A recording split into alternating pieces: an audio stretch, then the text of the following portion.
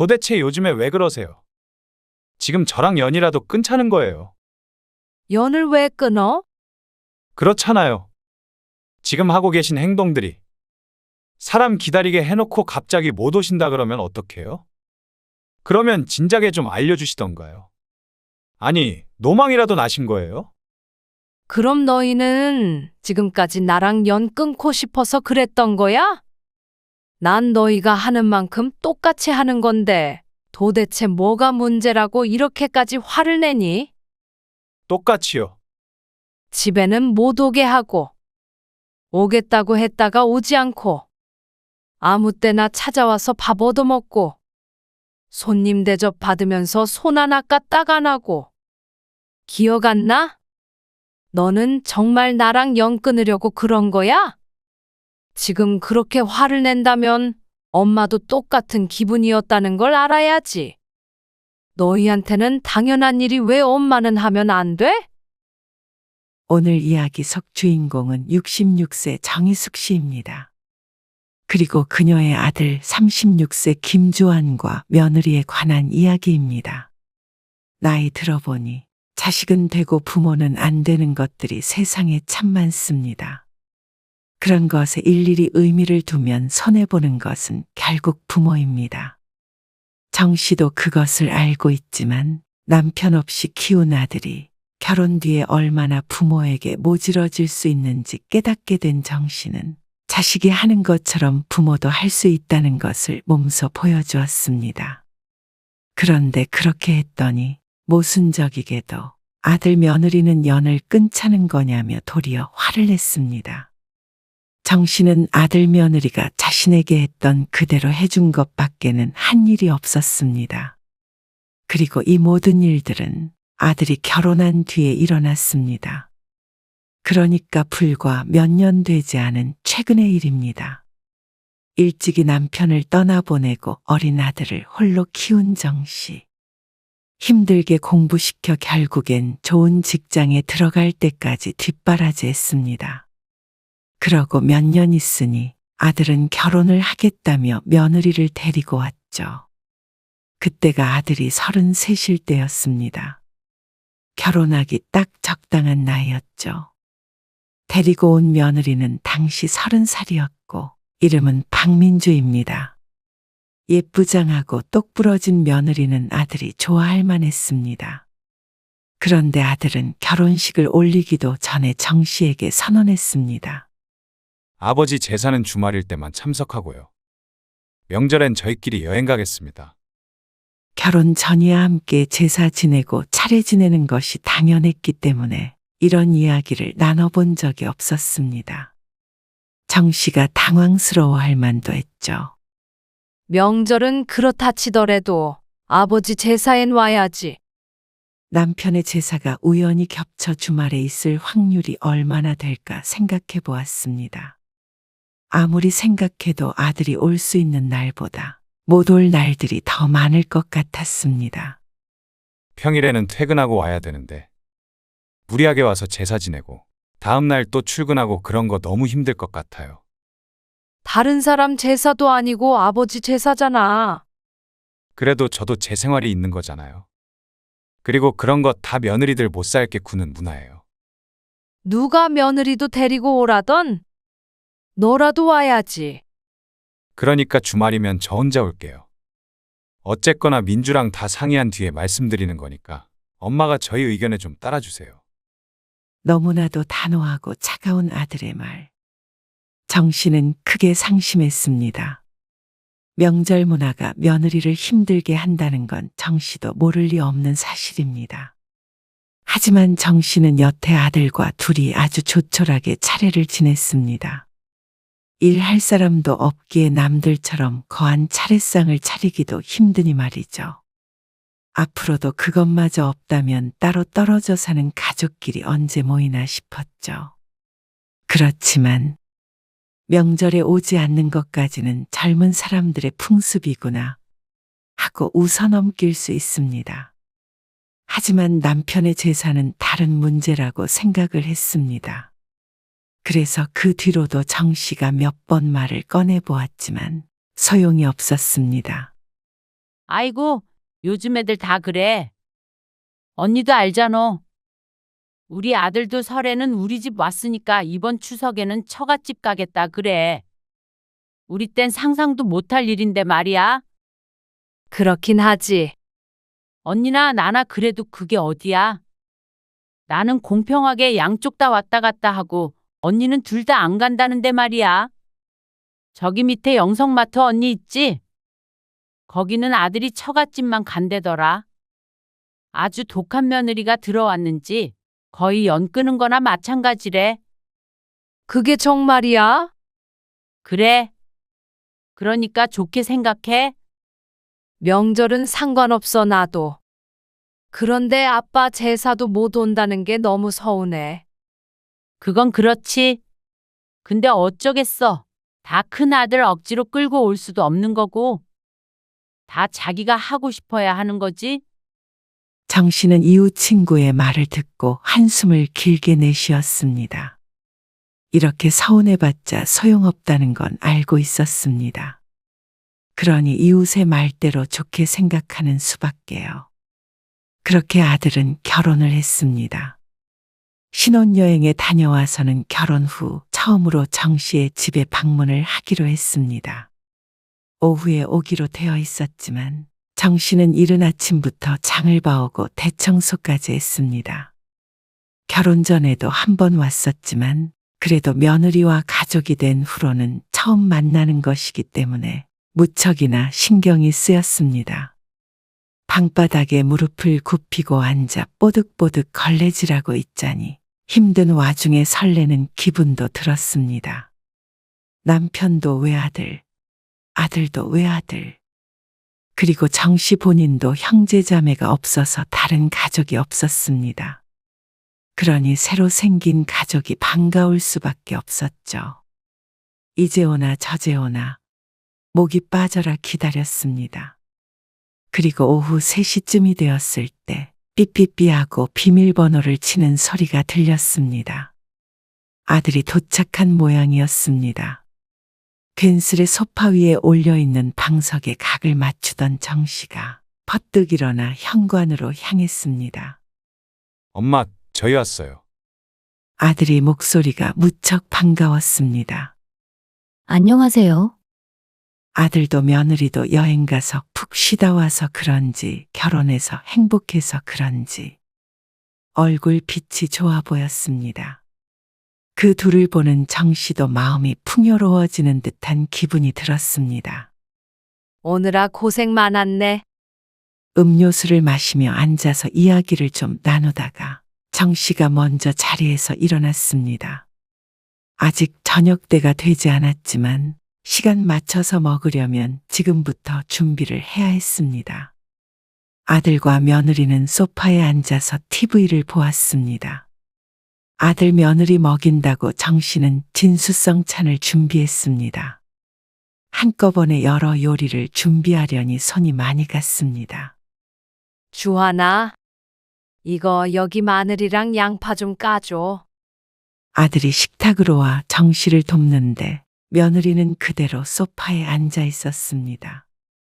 시킬 마음은 없었지만 손님처럼 앉아 있는 모습에 또 요즘 사람은 다르구나 생각을 하게 됐죠. 그렇게 한참을 준비해서 요리를 완성하고 식탁으로 분주히 움직이는데 아들 며느리는 소파에서 기다리고 있었습니다. 숟가락 좀 놔줄래? 라고 요청하면 아들이 일어나 숟가락을 놓고 다시 소파로 돌아갔죠. 그렇게 모든 상을 차리는데 며느리는 끝까지 소파에 곱게 앉아 TV를 시청했습니다. 원래는 이런 상을 차릴 때면 아들도 옆에서 잘 도와주었는데 혼자 앉아있는 며느리가 신경 쓰였는지 늘 소파로 쫄래쫄래 돌아갔습니다. 밥 먹어라. 과장을 조금 보태어 식탁이 주저앉을 듯 상을 차렸습니다. 아들 며느리 모두 무척 맛있게 잘 먹었습니다. 그리고 다 먹고 치우는 것도 모두 정 씨의 몫이었습니다. 아들도 며느리도 손 하나 까딱 안 하고 또다시 소파로 돌아갔습니다. 주하나, 좀 도와줄래? 차마 며느리에게는 말 못하고 아들을 부르자 아들이 정 씨에게 말했습니다. 아니, 왜 자꾸 손님한테 일을 시켜요? 반농담처럼 이야기하는데 정말 자신을 손님이라고 생각하는 듯 했습니다. 정 씨가 생각하기에 아들도 며느리도 손님이 아니니 손을 좀 보태줬으면 하는 마음이 들었습니다. 하지만 그 말을 듣고도 며느리는 소파에서 엉덩이를 떼지 않으니 며느리의 생각도 말 안 해도 알 수 있었습니다. 도울까요? 하고 물어보는 게 예의라고 생각했던 정 씨는 또다시 다들 그런 건 아닌가 보다 했죠. 그렇게 정 씨는 홀로 설거지한 뒤에 과일까지 내오고 지친 몸을 의자에 앉혔습니다. 아들 며느리가 오면 몸이 고생하긴 하는구나 생각했습니다.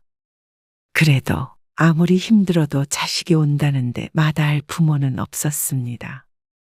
하지만 그날 이후로 아들은 한참 동안 얼굴을 보여주지 않았습니다.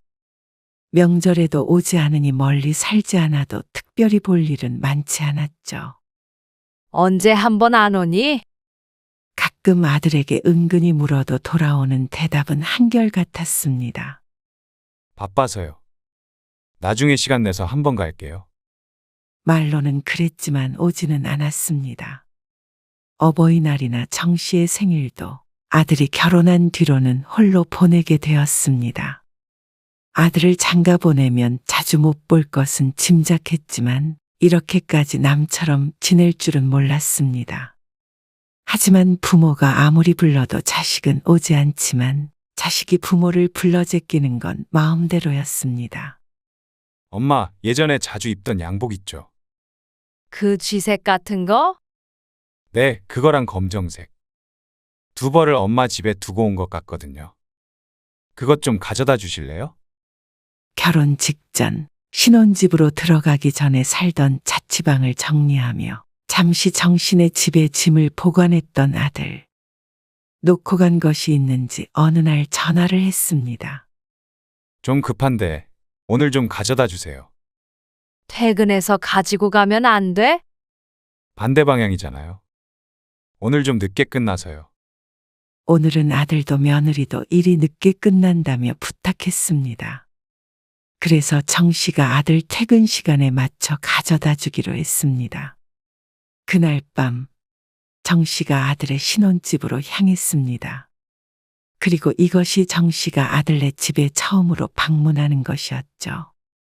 아들이 일러준 시간에 맞춰서 양복 두 벌을 들고 아들네 아파트에 도착했습니다. 1층 출입도 비밀번호를 쳐야 하기 때문에 그 앞에서 아들에게 전화를 걸었습니다. 지금 도착했는데 밑에 문을 열어줘야겠는데? 그러자 아들이 난감한 말투로 대답했습니다. 어쩌죠? 지금 일이 좀 덜 끝났어요. 뭐? 그럼 언제 와? 금방 끝내고 갈게요. 조금만 기다려 주세요. 아들 직장과 집이 멀지는 않기에 기다리기로 한 정 씨. 다행히 같은 아파트 주민이 문을 여는 것을 따라서 들어갔습니다. 그리고 아들네 집 앞에서 서서 기다렸습니다. 그런데 금방 온 데서 기다렸더니 시간이 한참 지난 것 같았습니다. 며느리도 어쩐 일인지 오지 않고 말이죠. 결국 기다리다 지친 정 씨가 다시 아들에게 전화를 걸었습니다. 더 늦을 것 같으면 그냥 비밀번호를 알려줘. 안에다가 넣어둘 테니까. 그러자 아들이 망설였습니다. 그래도 비밀번호는 좀. 말끝을 흐리는 아들이 어처구니가 없었습니다. 그러면 한없이 이렇게 기다리라는 말인가 했습니다. 남도 아니고 엄마한테 비밀번호도 못 알려줘? 내가 또 언제 너희 집에 온다고. 민주가 싫어하죠. 며느리를 들먹이며 계속해서 비밀번호를 알려주지 않는 아들에게 화가 났습니다. 날도 덥고 다리도 아파서 더 이상은 기다릴 수가 없었습니다. 그냥 문 앞에 두고 갈게. 바닥에요? 그럼 어떡하니? 그러자 아들이 망설이면서 말했습니다. 그냥 집 안에다가 넣어두고 가세요. 알았어. 비밀번호 뭐야? 지금 문 앞에 있어. 그러자 아들이 자신의 생일이라고 말해 주었습니다. 정 씨는 비밀번호를 누르고 들어가서 집안은 살펴보지도 않고 소파 위에 양복을 올려두었습니다. 그리고는 그대로 뒤를 돌아 나와 버렸습니다. 놓고 간다. 이렇게 아들에게 문자 메시지도 보내고 집으로 돌아왔는데 기분이 상하는 건 어쩔 수 없었습니다. 비밀번호가 뭐라고 빈정이 상하나 싶을 수 있지만 아들은 아무 때나 비밀번호를 치고 들어오는데 짐을 들고 기다리는 자신에게는 알려줄 수 없다는 게 속상했습니다. 그래서 그 다음부터는 의도적으로라도 아들네에는 가지 않았습니다. 안 가면 비밀번호고 뭐고 서운할 일도 없었습니다. 그런데 아들도 잘 오지 않고 자신도 가지 않으니 이렇게 조금씩 멀어지는가 싶었고 부모 자식이 참 먼 사이구나 했습니다. 아무래도 아들도 며느리가 아직 자식이 없어서 부모 마음을 몰라주나 싶었습니다. 그러다가 1년쯤 뒤에 며느리가 남자아이를 낳았습니다. 아이는 천천히 갖겠다는 소리에 전혀 기대를 하지 않고 있던 정 씨는 무척 기뻐했습니다. 그렇지만 그런 기대가 무색하게 손자가 태어난 뒤로도 아들네와는 그다지 교류가 없었습니다. 아니, 오히려 손자가 생기니 더 그랬죠. 애기 데리고 한 번 못 오지? 그렇죠. 애 데리고 어디 가려면 너무 번거로워요. 챙길 짐도 많고요. 내가 가는 건? 나중에요. 연락드릴게요. 그러니. 알았다. 아이가 더 어릴 때도 처갓집에 자주 방문했던 것을 아는 정 씨는 아들에게 또다시 섭섭한 감정이 들었습니다. 아들 며느리가 오면 손 하나 까딱 안 하게 하는 것은 정 씨도 마찬가지였는데 자신은 며느리의 친정엄마가 아니니 불편하다는 이유로 거의 오지 않았습니다. 시어머니가 설 자리는 없는 듯 했습니다. 그건 아이가 생기기 전이나 후나 다를 게 없었죠. 그러다가 아들에게 크게 실망을 한 때가 바로 얼마 뒤에 생겼습니다. 아들이 결혼한 해와 그 다음에는 남편의 제사가 평일이라 정 씨 혼자 치러야 했습니다. 그런데 이번에는 주말이라 아들이 올 수 있는 날이었죠. 주말에 아버지 제사인 건 알지? 아, 일요일이죠. 아들이 미적지근한 반응을 보였습니다. 주말엔 온다고 했잖아. 정 씨가 말하자 아들이 대답했습니다. 다음 날 출근해야 되니까요. 알겠어요. 갈게요. 아무리 아들에게 서운해도 남편의 제사였습니다. 남편도 아들을 보고 싶어 하지 않을까 싶었고, 그리고 아들도 남편을 잊지 않았으면 하는 마음이 있었습니다. 그렇기에 아들의 꺼림직한 반응에도 정 씨는 모른 척 했습니다. 진짜로 오기 싫어서 그러는 것인지, 자신이 색안경을 끼고 보는 것인지는 모르겠지만, 아니길 바랄 뿐이었습니다.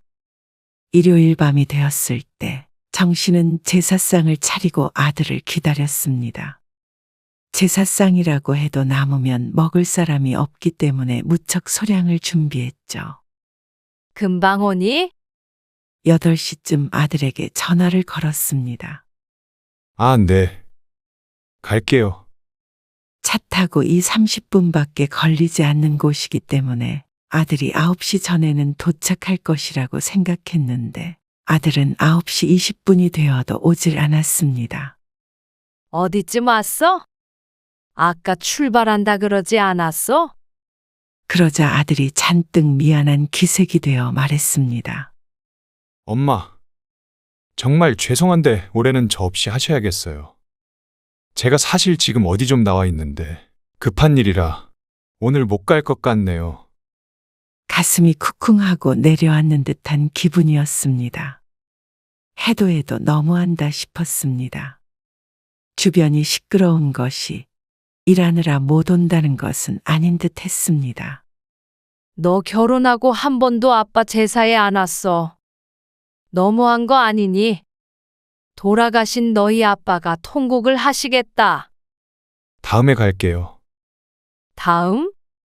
또 제사가 언제 주말에 있나 인터넷으로 좀 찾아봐야겠네. 정 씨가 언짢은 기분을 숨기지 않고 말하자 아들이 연신 사과했습니다. 정말 죄송해요. 그럼 늦게라도 갈까요? 12시쯤이나. 정 씨는 한숨을 쉬었습니다. 모선다는데 탓하고 욕한다고 될 문제는 아니었습니다. 됐다. 너 내일 출근해야 되잖아. 다음에 꼭 와라. 남편 제사상을 앞에 두고 아들에게 소리치고 싶지도 않았습니다. 아들은 다시 한번 미안하다며 전화를 끊었는데 눈물이 새어나올 것 같았습니다. 아들을 결혼시키면서 정작 아들을 떠나보낼 마음의 준비는 제대로 하지 못했던 것 같았습니다. 이제서야 정말로 실감이 났습니다. 마음 편해지는 길은 정 씨도 이제 아들에게 신경을 끄는 것이었습니다. 하지만 어리석은 줄 알지만 그럼에도 자식 일이라면 쉽게 외면하지 못하는 것이 부모 마음이었습니다. 누군가 미련하다고 손가락질해도 어쩔 수 없었습니다. 자기 자식 문제라면 어느 누구도 쉽게 손가락질 할 수 없을 것입니다. 그러니 정 씨는 제사 때 그렇게 눈물을 훔쳤음에도 불구하고 한 달 뒤쯤 또 김치통을 들고 아들네 집 앞에 서 있었습니다. 처갓집에서 꼭 그 김치가 먹고 싶다고 그러고 아들은 도저히 들릴 시간이 안 된다 그러니 집에서 놀고 있는 정 씨가 오는 수밖에요. 그런데 아들은 약속 시간을 잊은 것인지 잠시 어딜 나간 것인지 모르겠지만 초인종을 눌러도 나오질 않았습니다. 전화도 받지 않고 말이죠. 정 씨도 더는 못 기다리겠다 싶었습니다. 그래서 그냥 문 앞에 두고 가려는데 한층에 내 집이나 있어 조금 신경이 쓰였습니다. 누가 가져갈 수도 있고 복도의 냄새도 날 것 같았습니다. 에이, 모르겠다. 집안에 그냥 놓고 가자. 정 씨는 아들 집 비밀번호를 눌렀습니다. 그러자 경고음이 들렸고 문은 열리지 않았습니다. 다시 한번 쳐보려는데 아들에게서 마침 전화가 왔습니다. 아, 엄마. 벌써 오셨어요? 정확히 약속 시간에 도착했는데 벌써 왔냐는 아들의 말에 헛웃음이 나왔습니다.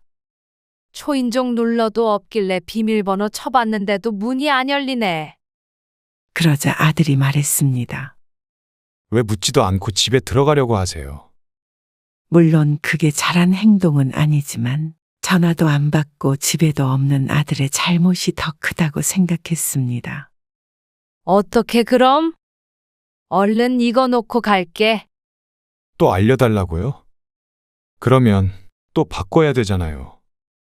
내가 여기 다시 올 일이 뭐가 있다고 그래? 그래도 이렇게 비밀번호 치고 막 드나드는 거 좀 그래요. 그 정도 사생활은 지켜야죠, 서로. 어이가 없었습니다. 정 씨가 용건도 없이 무작정 들어가려고 한 것도 아니었고 아들의 부탁만 아니면 올 일도 없었습니다. 그런 적도 없고 말이죠. 그러면 앞으로는 뭐 가져다 달라고 하지 말어. 필요한 게 있으면 이제 너희가 직접 가져가라. 부모가 뭔가 해주는 건 당연하게 생각하고 저들 조금 불편하면 난리를 치는 아들이 야속하기도 하고 이제는 꼴도 보기 싫어졌습니다. 부모 자식이란 원래 그런 사이가 아닌데 부모가 자식을 어떻게 키웠는지 저들이 알면 정 씨를 이렇게 대할 수는 없었습니다. 정 씨는 아들의 대답을 기다리지도 않고 다시 김치를 가지고 집으로 돌아왔습니다. 김치통이 큰 것은 아니지만 헛수고를 해서인지 녹초가 됐습니다. 정 씨는 멍하니 있다가 벌떡 일어나서 현관문으로 향했습니다. 그러고는 비밀번호를 바꿔버렸죠. 다음 날 정 씨가 외출했을 때 아들이 정신의 집에 왔는지 전화를 걸어왔습니다. 엄마, 비밀번호 바꾸셨어요? 어떻게 알았어? 김치 가지러 왔는데 문이 안 열리네요. 이렇게 아들은 언제든지 말없이 드나들었습니다. 밤낮도 상관없고 필요할 때는 제 집처럼 문을 열고 들어왔죠. 그러니 정 씨도 억울하지 않을 수 없었습니다. 비밀번호 뭐예요? 김치 직접 가져가라 그러셨잖아요. 내 생일 치면 문 열릴 거다. 그러고는 전화를 끊어버렸습니다. 아들은 다시 전화를 하지 않았습니다. 그리고 정 씨가 한참 뒤 저녁에 집으로 돌아갔을 때 그대로 있는 김치통을 발견했습니다. 기분이 나빠서 가져가지 않았는지 아니면 엄마의 생일을 몰랐는지는 모르겠지만 어쨌거나 아들도 이번 참에 자신의 기분을 느꼈을 것입니다. 그런데 그날 밤늦게 아들에게서 전화가 걸려왔습니다. 그렇게 유치하고 치졸하게 똑같이 해야 기분이 풀리시겠어요? 뭐? 그러는 너는 엄마 속상한 건 생각해 본 적 없어. 아니, 그렇다고 어떻게 자식이랑 똑같이 해요? 부모가 돼서. 황당한 마음이 들었습니다. 비밀번호 하나 바꿨다고 이렇게 전화를 해서 퍼부어대는 걸 보니 정말로 자기가 했던 대로 똑같이 하면 쫓아와서 밥상이라도 엎을 기세였습니다.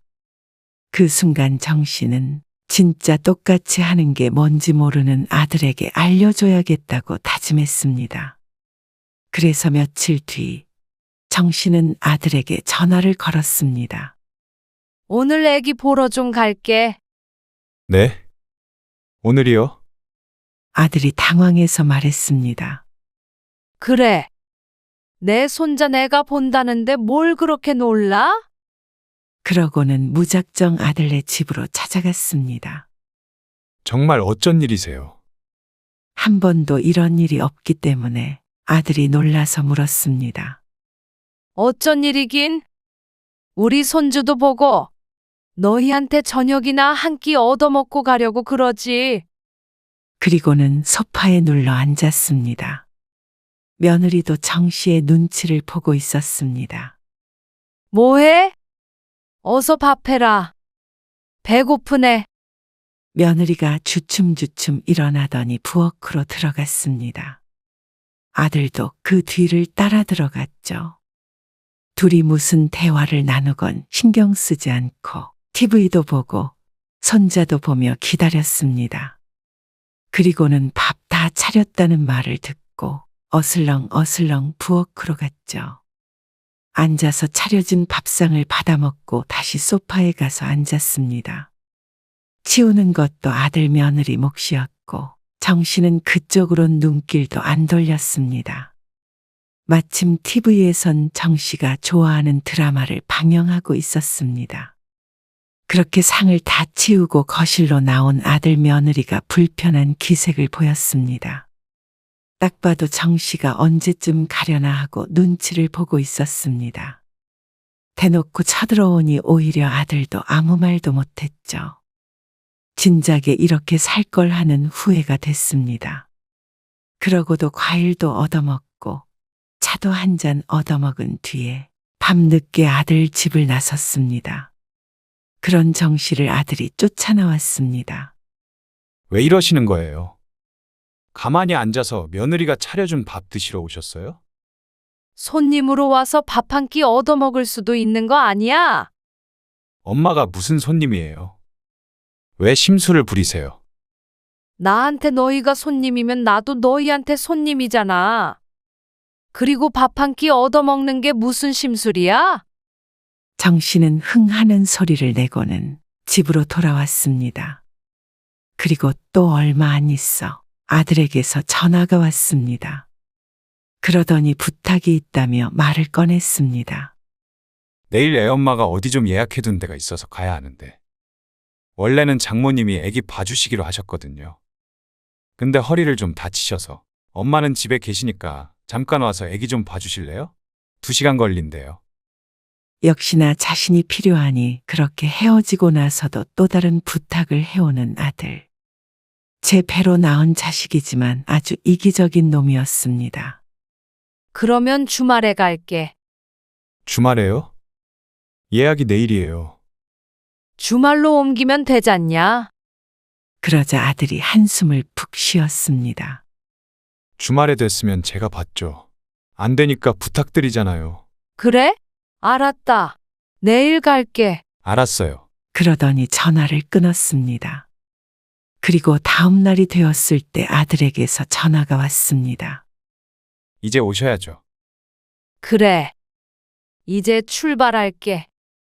그렇게 말하고는 정 씨는 소파에 앉아서 TV를 보았습니다. 드라마를 한 편, 두 편을 보자 아들에게서 다시 전화가 걸려왔죠. 엄마, 왜 안 오세요? 예약 시간 다 돼간대요. 저 지금 일해야 돼서 이렇게 계속 전화 못 해요. 짜증스럽게 말하는 아들에게 정 씨가 여상스럽게 말했습니다. 아이고, 오늘 못 가겠네. 네? 그게 무슨 말씀이세요? 아까 출발하신다면서요. 아, 그게 급한 일이 생겨서 말이야. 그러자 아들이 불같이 화를 냈습니다. 도대체 요즘에 왜 그러세요? 지금 저랑 연이라도 끊자는 거예요. 연을 왜 끊어? 그렇잖아요. 지금 하고 계신 행동들이.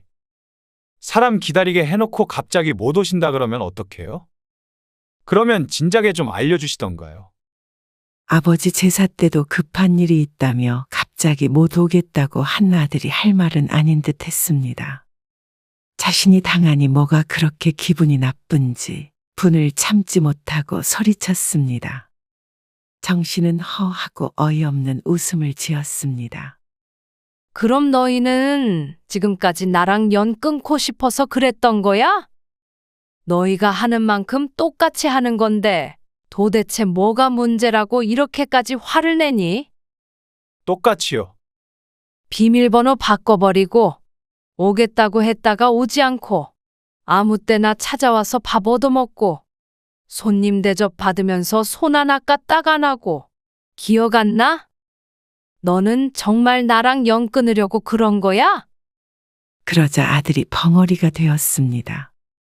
지금 그렇게 화를 낸다면 엄마도 똑같은 기분이었다는 걸 알아야지. 너희한테는 당연한 일이 왜 엄마는 하면 안 돼? 그러자 아들이 낮은 목소리로 말했습니다. 부모가 돼서 어떻게 자식하고 똑같이 그러세요? 부모는 사람 아니야? 아무리 부모라도 자식이 하는 말에, 하는 행동에 다 상처받아. 주하나, 결혼해서 네 가정 꾸리고 그런 건 다 좋은데. 그렇다고 부모한테 상처는 주지 말고 살아라. 이제부터 나도 너희가 하는 만큼만 하고 살려고 해. 네가 엄마를 생각하는 만큼만 너 생각하고 네가 엄마를 대우해주는 만큼만 나도 너 자식 대접할 거니까.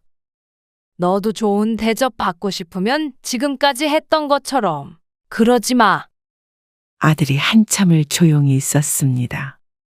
정 씨도 함께 침묵하다가 조용히 전화를 끊었습니다. 자신이 생각해도 유치한 복수였지만 이번 기회에 아들이 조금이라도 깨달았으면 됐습니다. 정 씨도 앞으로는 부모라고 무조건 베풀고 참고 홀로 눈물 짓고 하는 일은 그만하려고 마음먹었습니다. 그런다고 아무도 알아주지 않는다는 걸 알았죠. 그렇게 정 씨는 자식 사랑 때문에 자기 자신을 스스로 업신여기지 않기로 했습니다. 아들은 한동안 연락이 없다가 정 씨를 찾아왔습니다. 처음으로 띵동하고 초인종을 누르고 들어왔죠. 곰곰이 생각해봤다며 죄송하다고 사과를 했습니다. 정 씨는 그 사과를 받아주었습니다. 하지만 그렇다고 하더라도 정 씨가 마음먹은 것을 철회할 생각은 없었습니다. 그러니 그 이후론 아들도 정 씨를 함부로 대하지 않았습니다. 이로써 정 씨의 작은 복수는 성공한 듯 했습니다.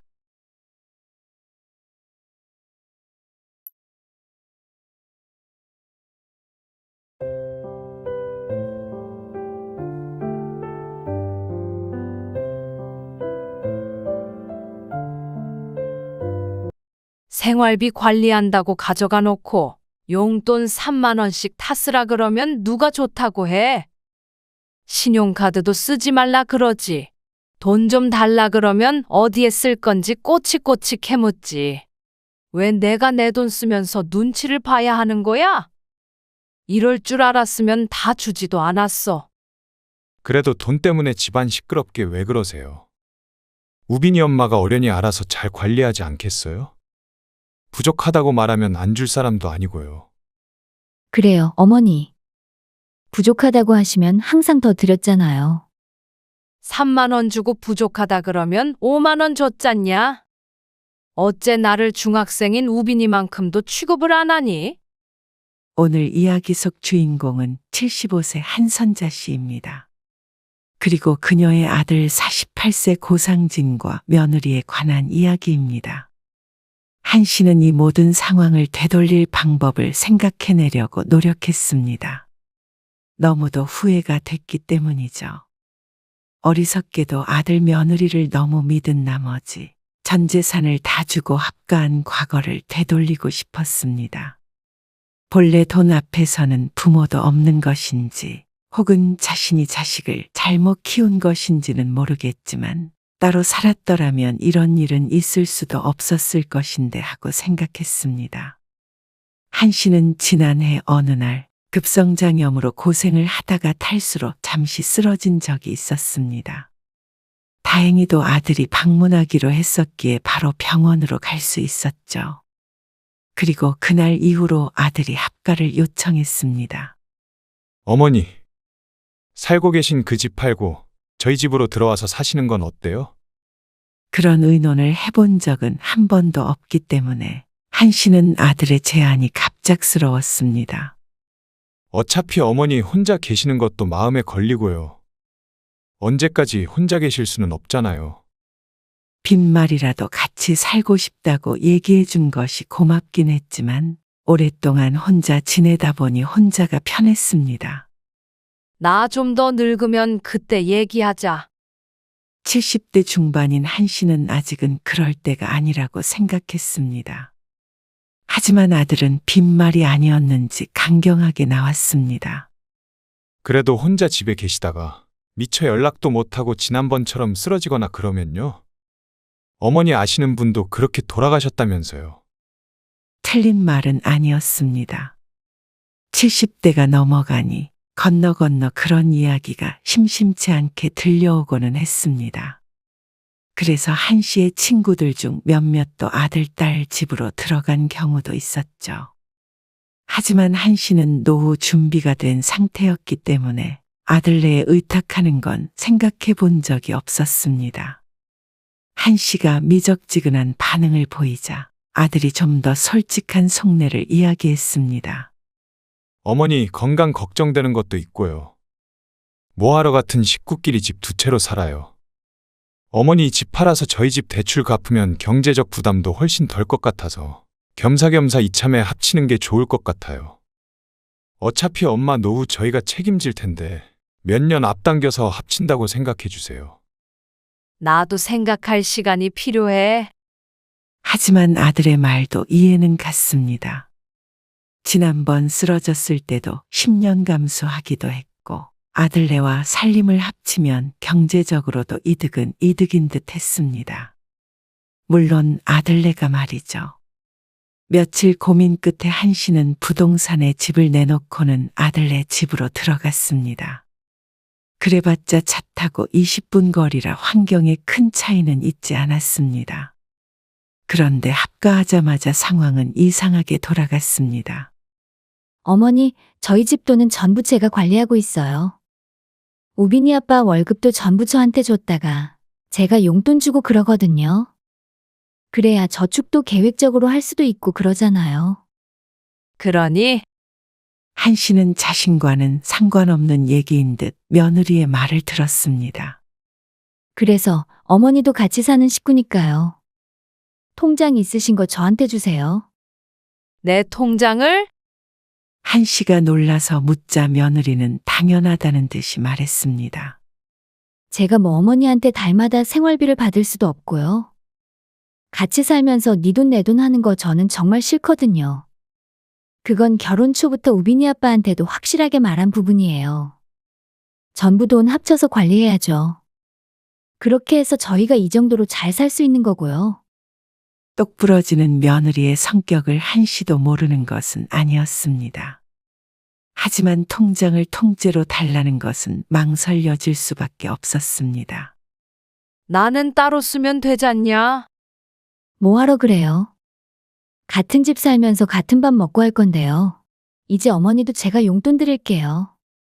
쓰실 만큼 충분히 드리니까 걱정 안 하셔도 돼요. 그래요, 어머니. 우빈이 엄마 말대로 하세요. 그래도 내 돈은 내가 가지고 있고 싶은데. 그러자 며느리가 웃으며 말했습니다. 설마 저 못 믿으세요?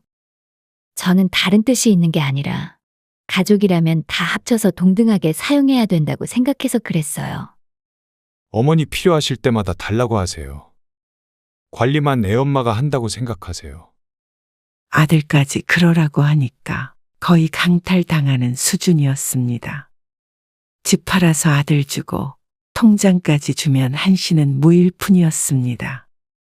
하지만 아들 월급도 다 며느리가 관리한다는데 자신만 내 돈이라고 안 줄 수는 없는 분위기였습니다. 통장으로 돈 보내면 되니. 그러자 며느리가 통장을 통째로 달라고 했습니다. 그렇게 보내면 세금 물어요, 어머니. 제가 관리하면서 조금씩 빼서 쓸게요. 하지만 아무리 며느리가 경제권을 쥐고 있다고 하더라도 땡전 한 푼 없는 것은 불안했습니다.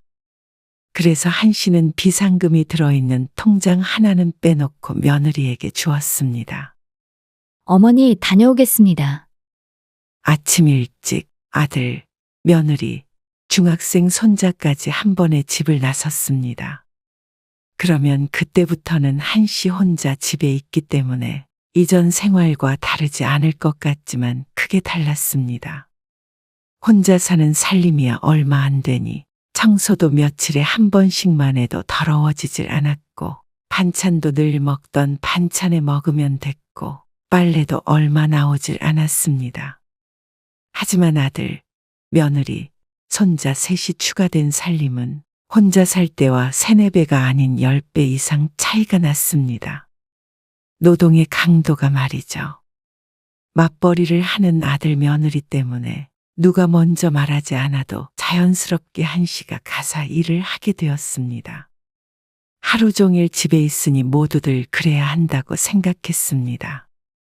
어차피 따로 살 때도 했던 일이니 조금 더 하면 된다고 쉽게 생각했던 것이 착각이었습니다.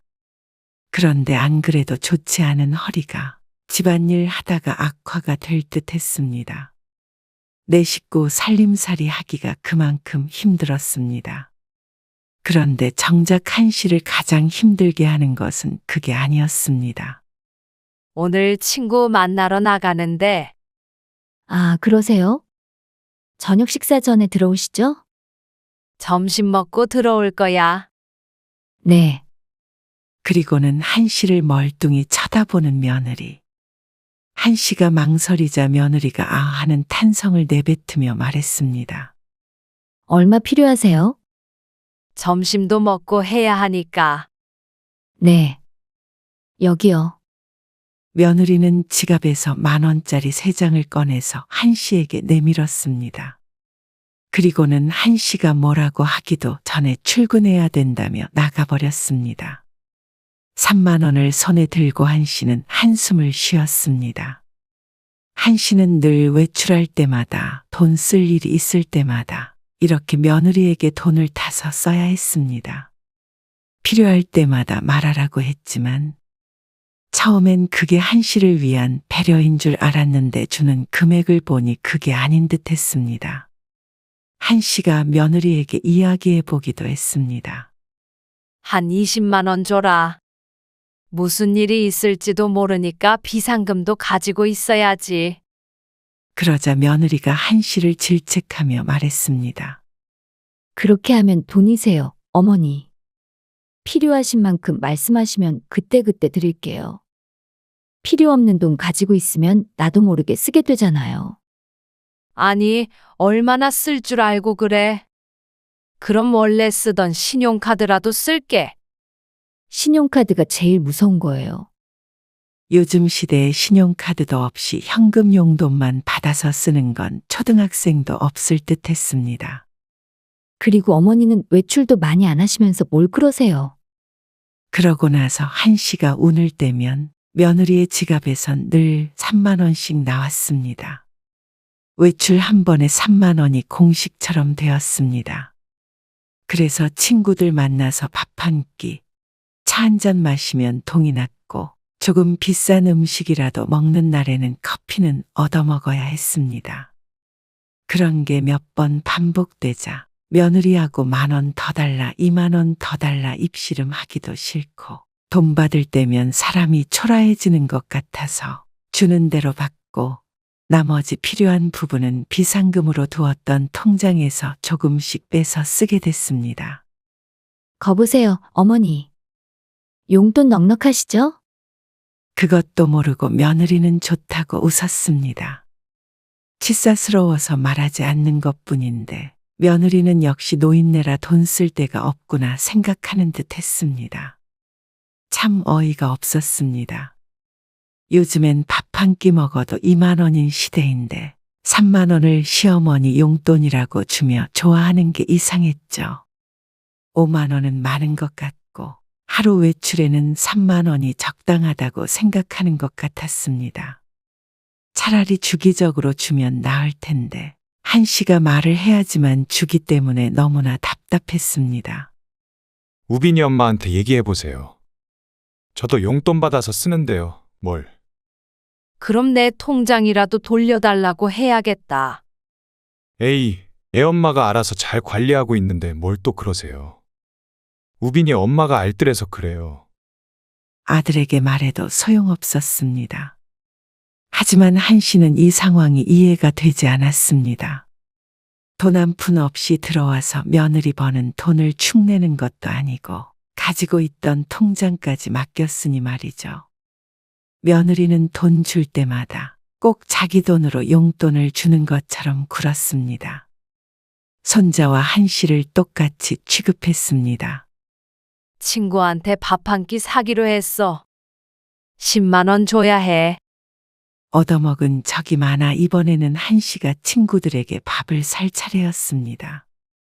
좀 더 넉넉히 달라고 하고 싶었지만 용돈 금액 가지고 신랑이 하는 것도 지쳤죠. 그런데 늘 비상금에서 빼서 쓰는 것도 억울했습니다. 며느리가 주긴 했지만 용돈으로 받는 돈도 결국엔 한씨의 통장에서 나왔을 테니 말이죠. 그러다 보니 한씨도 조금 요령이 생겼습니다. 오늘은 내가 살게. 웬일이야? 며느리한테 용돈 다 쓴다고 매일 얻어먹더니. 한씨는 민망한 웃음을 흘렸습니다. 가끔 커피 얻어먹은 것으로 돈 한 푼 안 내는 짠순이 취급을 하는 친구도 너무한다 싶었습니다. 그래서 밥 사려고 하잖아. 친구 셋과 한씨까지 넷이서 식당에 갔습니다. 사실 한씨 주머니에는 오늘 받은 10만 원뿐만이 아니라 며칠 전에 2번에 거쳐서 받은 6만 원도 들어 있었습니다. 한씨는 친구들과 함께 식사를 하며 이야기꽃을 피웠습니다. 그중 둘은 자식들과 살고 있었는데 지질이 궁상맞게 사는 것은 자신밖에 없는 듯 했습니다. 혼자 살고 있는 다른 친구도 자기 돈 자기가 쓰니 적어도 한씨보다는 풍족했습니다.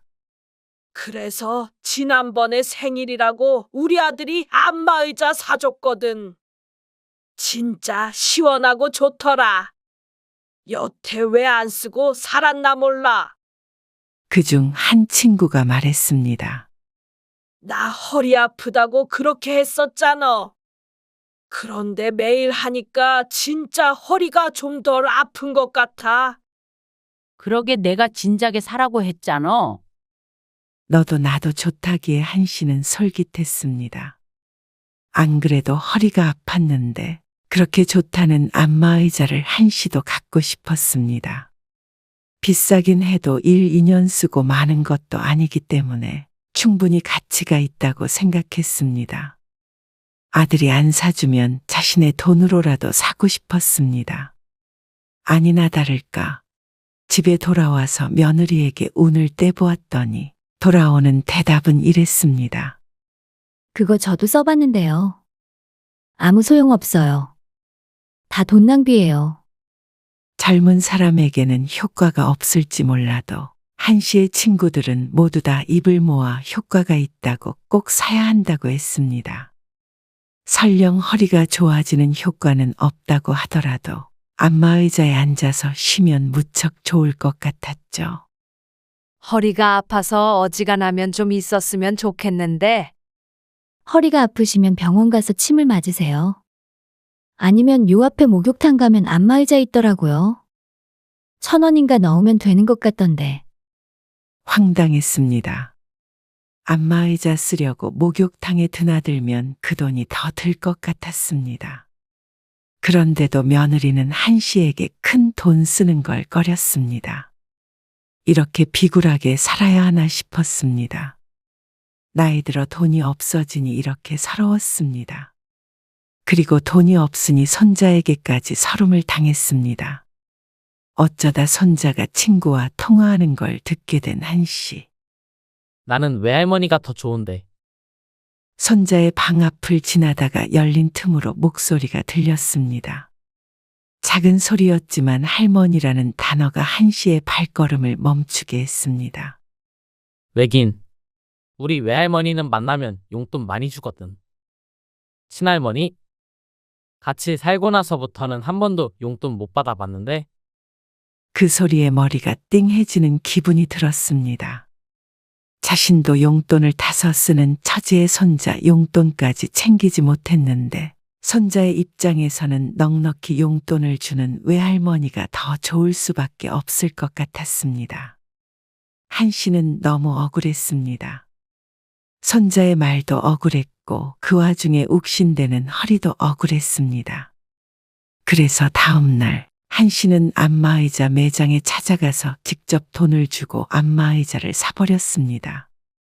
그리고 며칠 뒤 배송된 안마의자를 본 며느리가 무척 놀라 말했죠. 아니, 어머니. 이게 뭐예요? 뭐긴 안마의자지. 돈이 어디서 나셨는데요? 어디서 나긴 내 돈이야. 어머니 통장은 전부 저한테 있잖아요? 그러더니 아주 노발대발했습니다. 이래서는 가족 간의 신뢰를 가지고 살 수 있겠어요? 나도 돈이 있어야 살 거 아니야? 어떻게 그렇게 찔끔찔끔 돈 쓸 때마다 너한테 타서 쓰라는 거야? 이참에 내가 맡긴 통장도 다시 돌려줘. 어머니, 제가 잘 관리하고 있고 다 우리 가족 좋으라고 그런 건데 이렇게 어머니 혼자서 사치 부리시면 어떡해요? 안마의자가 보통 비싼 것도 아니고요. 못해도 100만 원은 다 넘던데? 그러면 저희 집 한 달 식비로 쓸 수 있다고요. 그 뒤로도 어쩌고 저쩌고 난리를 쳤는데 한 씨도 더 이상은 말도 안 되는 소리에 넘어갈 생각이 없었습니다. 좋은 취지로 달라는 줄 알았는데 그냥 통장만 뺏긴 꼴이었습니다. 아, 왜 또 그래? 퇴근한 아들이 며느리와 한 씨의 실랑이를 보며 말했습니다. 며느리가 자초지종을 설명했는데 한 씨도 할 말은 많았습니다.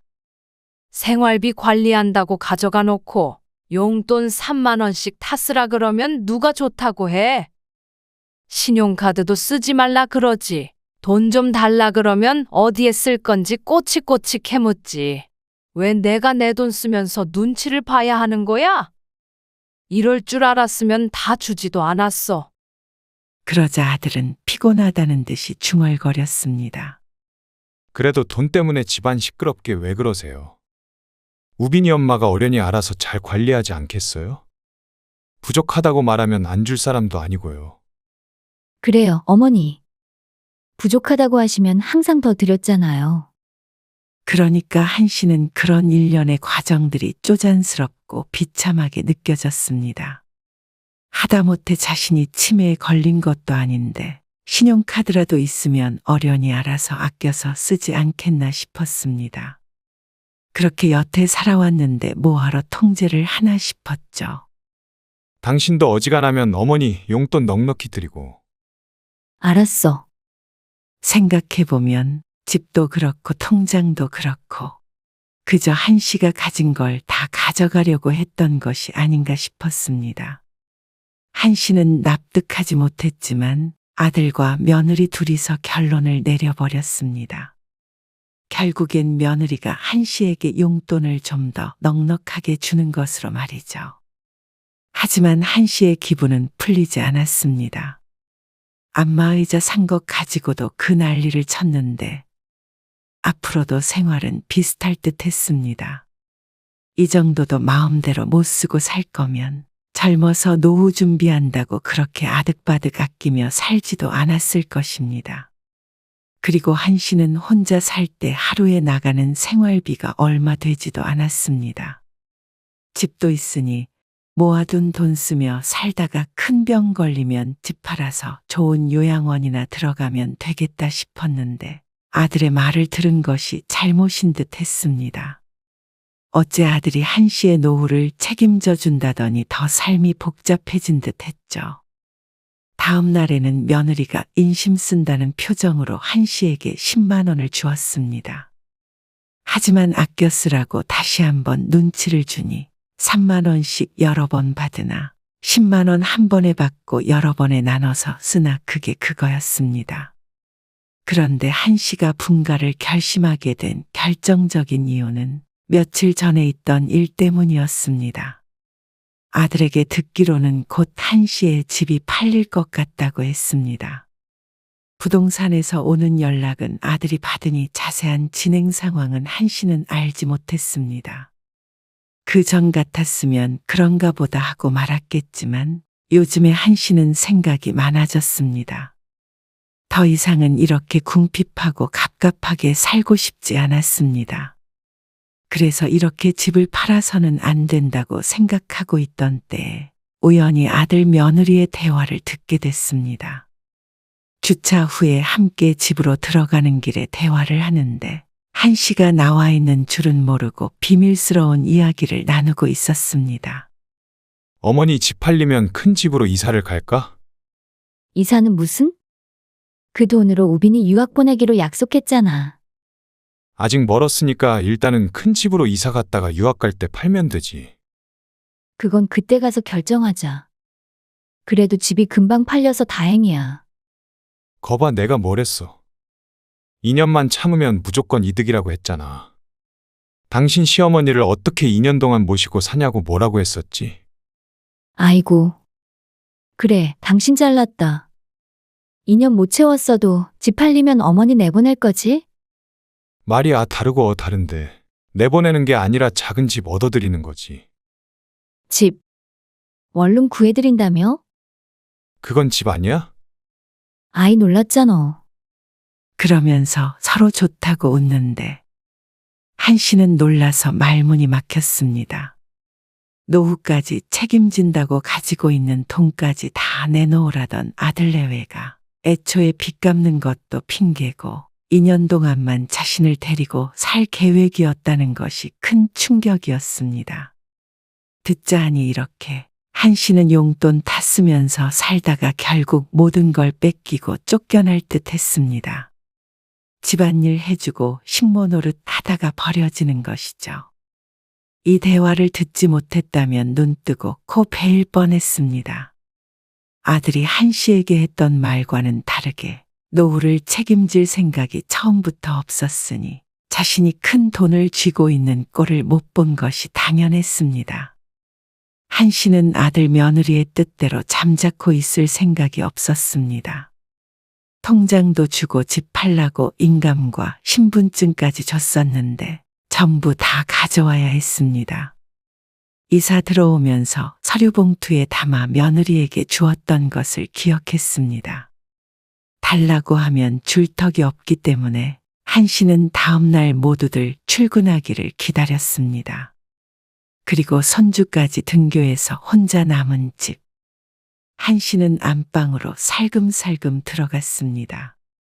누가 들어올 리도 없는데 괜히 도둑질을 하는 기분이 되어 조심스럽게 움직였습니다. TV가 있는 서랍장을 하나하나 열어보았습니다. 여기 말고는 서류를 넣어놓을 만한 곳이 없었습니다. 그렇게 하나 둘 열어보는데 양말이나 잡동사니밖에 보이지 않았습니다. 혹시나 차에다가 넣어놨으면 낭패였습니다. 한 씨는 괜히 마음이 급해져서 덜컹덜컹 소리를 내며 거칠게 서랍을 뒤져보았죠. 도대체 어디에다가 넣어놓은 거야? 만약 안방이 없다면 한 씨는 빈털터리로 거리로 쫓겨날 것이었습니다. 그렇게 급하게 서랍을 뒤지다가 거의 마지막 서랍쯤이 돼서야 노란 봉투를 발견했습니다. 한 씨가 조심스럽게 서류 봉투를 열어보았습니다. 한 씨가 며느리에게 주었던 그 봉투가 맞았습니다.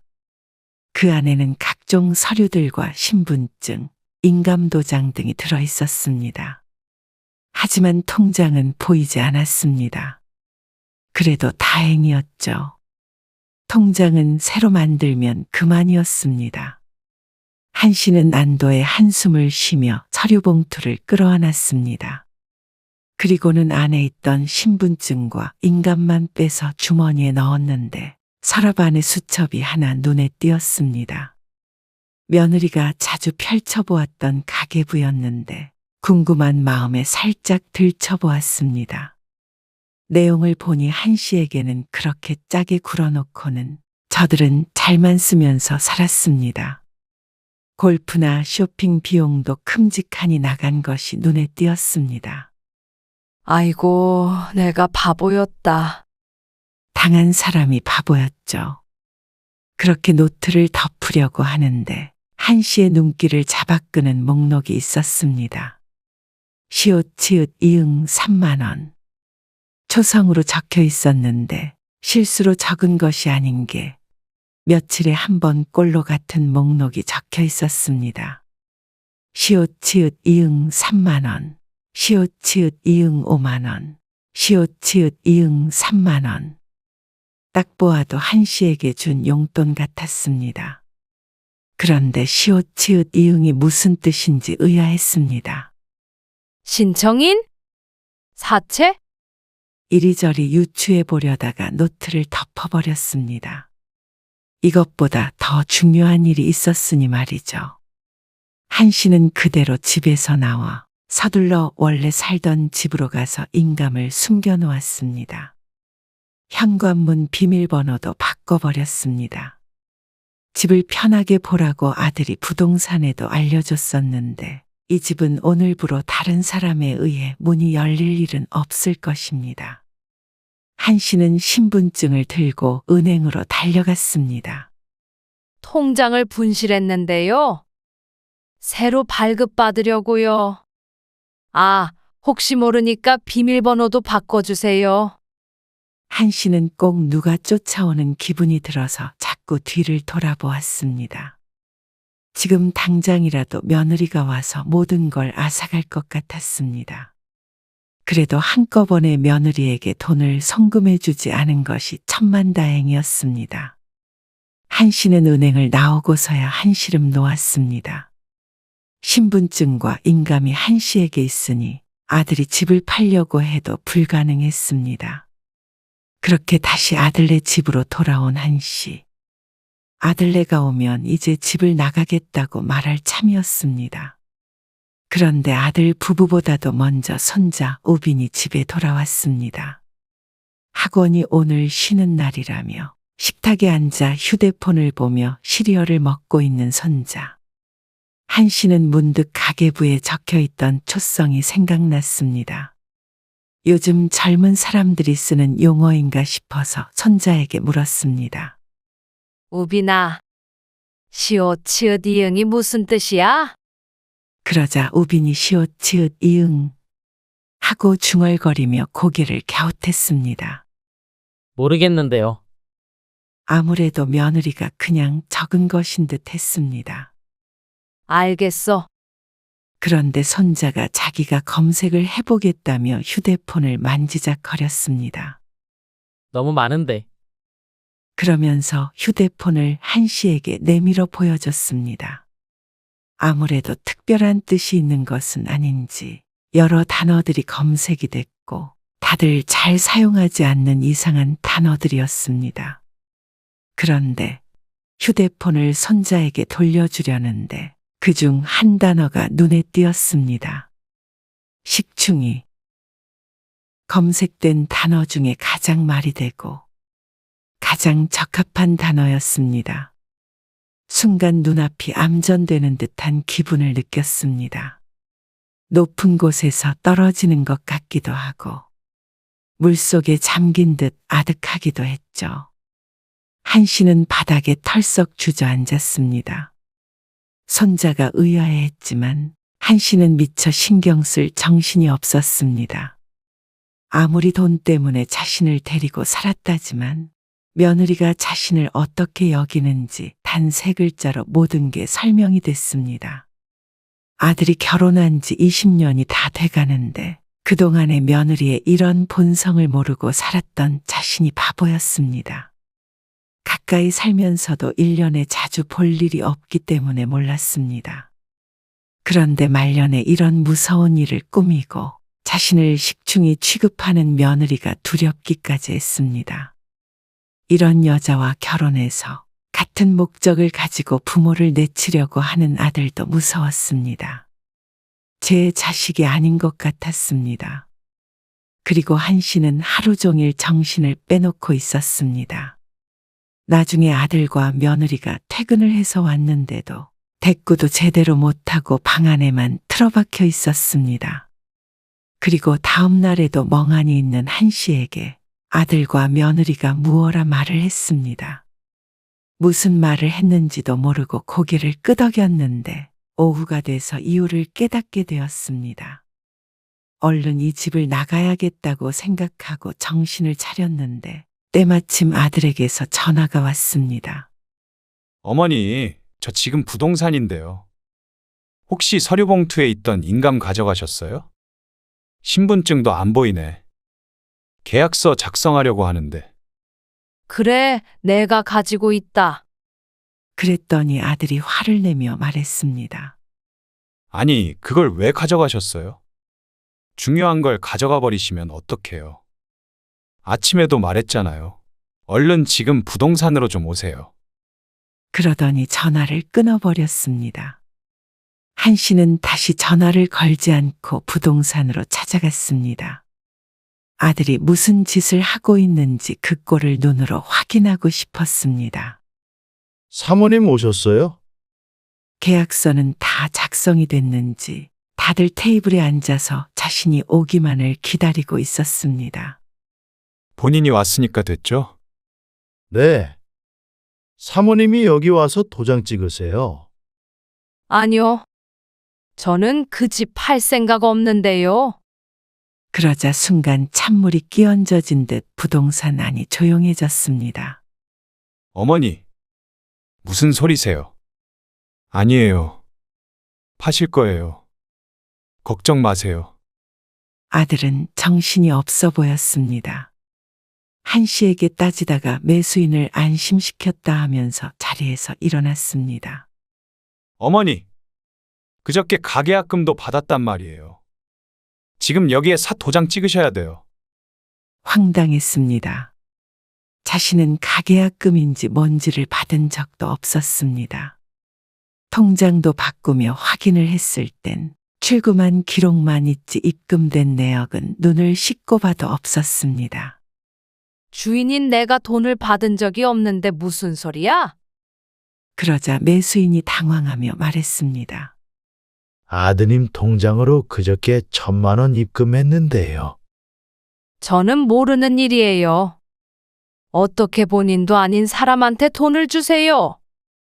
저는 제 집 팔 생각 없으니까 그런 줄 아세요.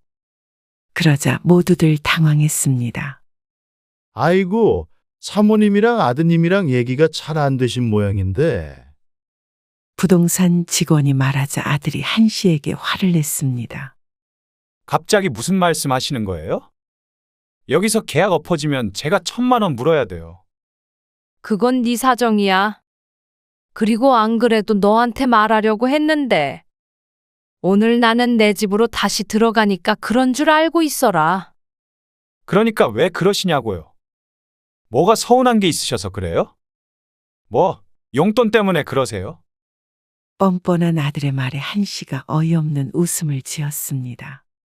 그건 너랑 우빈이 엄마가 잘 알겠지. 그거 취소하고 내가 살 원룸도 구할 것 없다. 나는 내 집에서 살면서 내 돈 쓰고 살 테니까.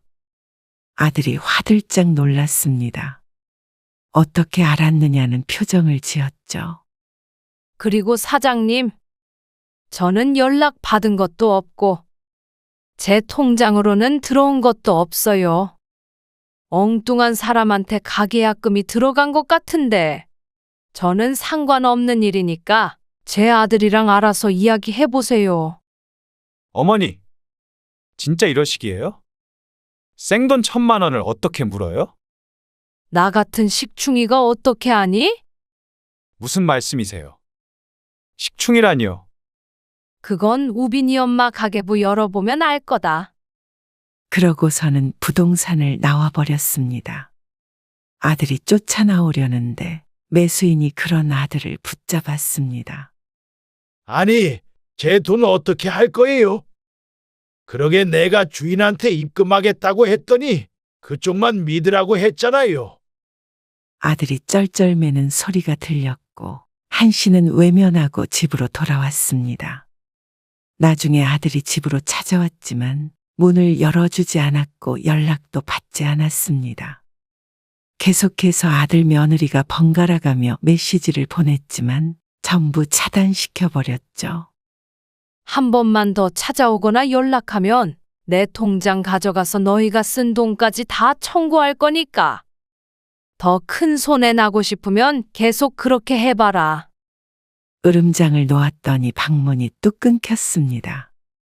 아마 돈이 아까워서 피눈물 흘리고 있을 테지만 그 정도 내고 교훈을 얻었으면 다행이었습니다. 한씨는 합가한 지 1년 만에 아들네와 등을 지게 되었지만 큰 피해 없이 다시 집도 되찾고 돈도 되찾은 것을 천운으로 생각하기로 했습니다. 아들네 뜻대로 됐다면 자신의 남은 인생이 어떻게 됐을지 상상하자 소름이 돋아 몸이 부르르 떨렸습니다.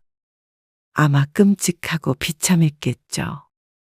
내가 낳은 자식, 내가 책임지고 지금까지 키웠으면 됐습니다. 이미 들인 공은 어쩔 수 없지만 앞으로는 자식이 아닌 먼 친척이라고 여기고 한씨 본인만 생각하며 살기로 했습니다. 그리고 며칠 뒤에 한씨 집으로 안마의자가 배달이 됐습니다. 아들네에 설치해놨던 한씨가 산 그 안마의자였습니다.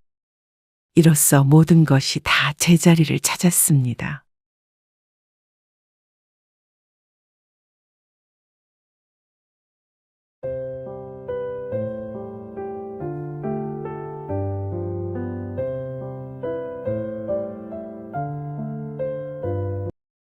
일을 하다가 그만두는 게 어딨어? 일? 내가 너한테 고용된 사람이야? 아니라고 할 수도 없지. 어쨌든 월급 주잖아. 100만 원? 그걸로 장보고 하면 남는 게 뭔데 월급이야. 그리고 지난 주말에 너희 시어머니 밥상 차리게 한 것도 엄마는 기분이 좋지 않았어. 그때도 말했지만 엄마가 너희 집 식모도 아니고 그렇다고 파출부도 아니야. 아니, 누가 그렇대? 네가 그렇게 대하잖아. 집에서 손 하나 까딱 안 하고 화장대 치우는 것도 다 엄마한테 떠맡기잖아. 아, 나는 밖에서 일하잖아. 그 정도는 하는 김에 해줄 수 있는 거 아니야? 일하더라도 그 정도는 스스로 할 수 있는 거 아니야? 너네 옷 세탁소에 맡기고 찾아오는 일까지 엄마가 해야겠니? 지난번에 하루 늦게 찾아왔더니 너 엄마한테 얼마나 뭐라 그랬어? 그것 때문에 삐진 거야? 엄마가 애 안 봐주면 나 모임도 못 가. 생활비 더 줄게요, 엄마. 나 지금 이럴 시간 없어. 빨리 출발해야 해. 생활비를 200만 원을 주든 300만 원을 주든 상관없으니까 엄마는 돌아갈게. 진짜 이럴 거야? 엄마가 딸이 힘들다는데 좀 도와줄 수 없어? 오늘 이야기 속 주인공은 63세 유희숙 씨입니다. 그리고 그녀의 딸 32세 강혜인에 관한 이야기입니다. 예로부터 애 봐준 공은 없다 했는데 괜히 있는 말이 아님을 유 씨는 몸소 실감했습니다. 원해서 한 일은 아니었지만 오로지 힘들 딸을 걱정하는 마음에 수락했던 일이었습니다. 하지만 시간이 갈수록 점점 고마워하기는커녕 당연한 일이 됐고 뭐라도 하나 잘못하는 일이 있으면 꼭 아랫사람에게 하듯 꾸짖는 딸. 유 씨는 자신이 친정엄마가 아니라 꼭 딸 혜인의 집에서 일하는 파출부 혹은 돌보미 같은 것이 된 기분이었습니다. 공을 알아주기 원하는 것도 아니었고 최소한 예의는 지켜주길 바랐습니다. 아마 그렇게 되려면 좁혔던 딸과의 거리를 다시 벌려놓는 수밖에는 없을 듯했습니다. 유 씨는 딸이 딱하고 안타까워 근처로 이사를 했던 그때를 떠올리며 사무치게 후회했습니다. 평범했던 딸과의 사이도 되돌릴 수 없는 강을 건넌 듯해서 더욱 슬펐습니다. 딸은 결혼 후 2년이 지난 후에 아이를 가졌습니다.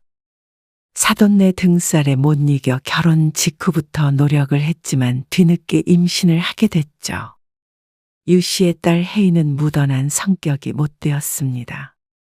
그래서 출산을 하고 나서도 그 예민함이 육아에 큰 방해가 되었죠. 엄마, 너무 힘들어. 차라리 도망가 버리고 싶어. 하루 종일 안고 있고 잠도 못 자겠어. 유 씨는 안타까웠습니다. 가끔 가서 아이를 봐주고 딸이 잘 수 있도록 해주긴 했지만 가까이 살지 않으니 늘 그렇게 도와줄 수는 없었습니다. 그렇다고 도망가면 되니. 애는 점점 크니까 시간이 지날수록 괜찮아져. 해줄 수 있는 말이 격려의 말뿐이니 유 씨도 답답했습니다. 하지만 유 씨도 딸의 심정을 정확하게 알고 있었습니다.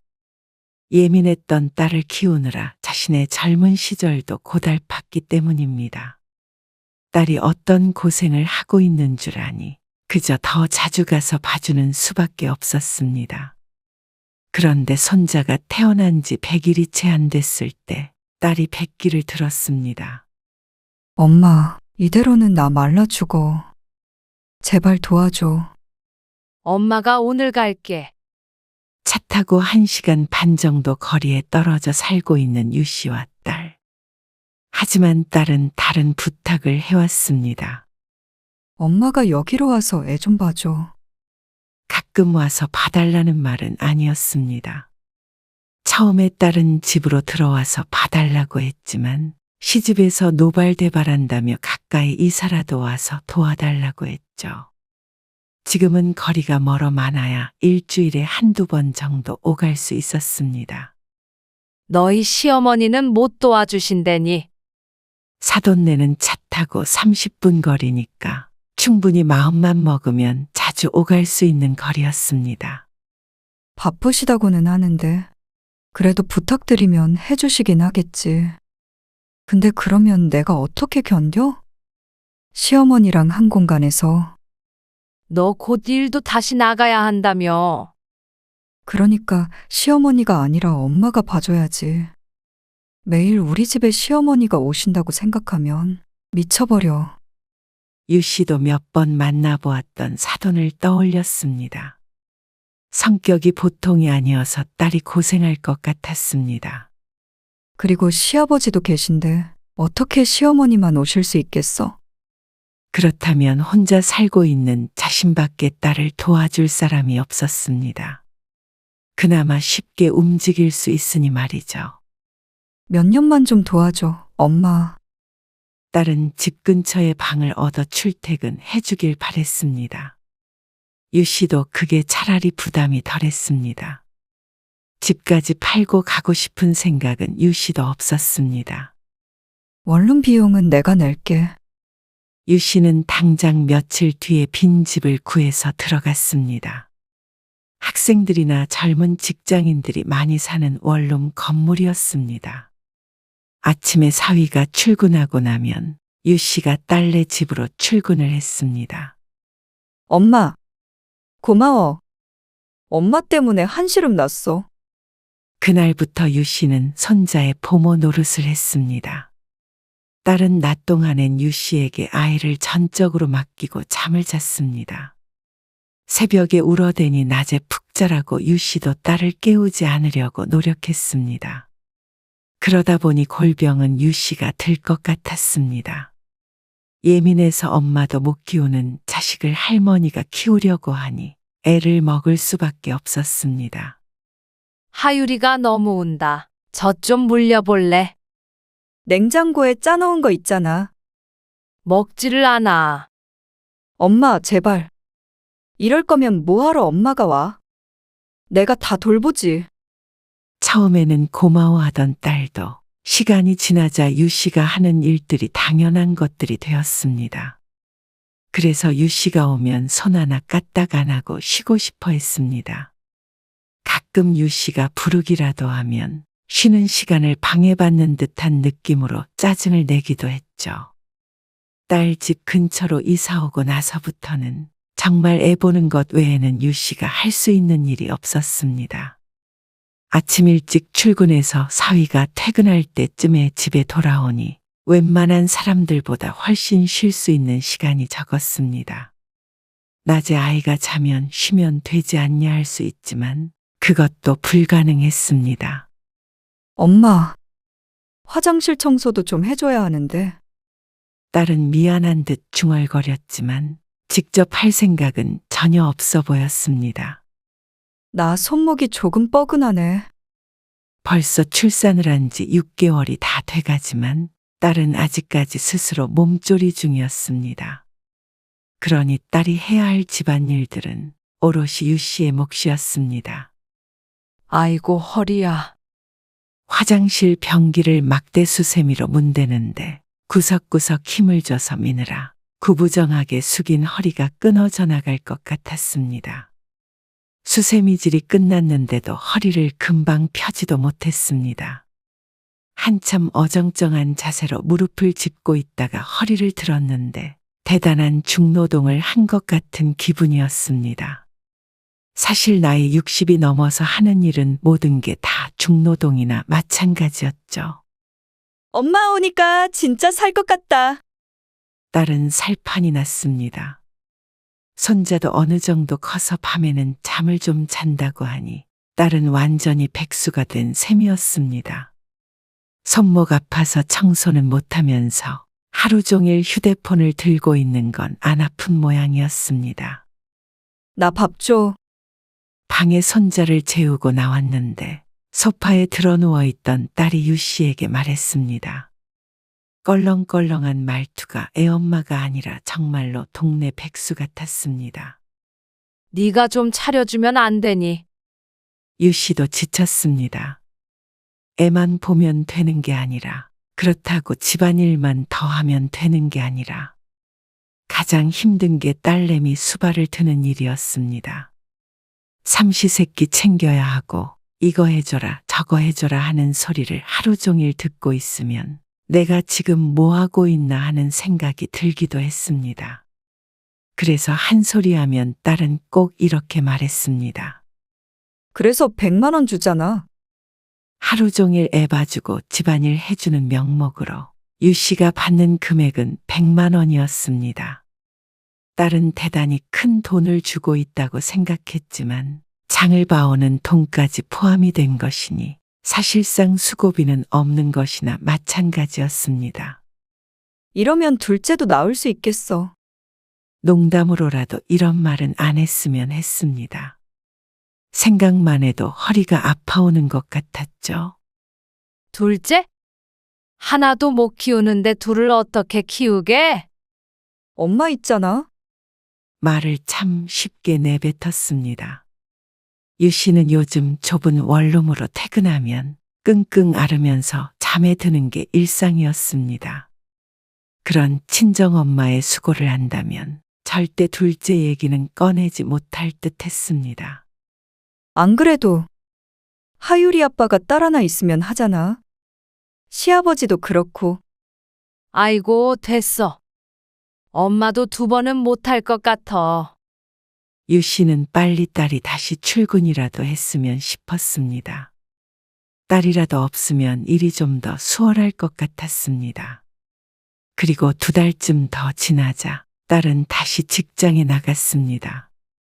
그러면 조금 나을 줄 알았는데 유 씨의 생활은 그전과 크게 다르지 않았고 시간이 흐를수록 딸도 사위도 유 씨에 대한 고마움은 사라져갔습니다. 아이고, 하율아.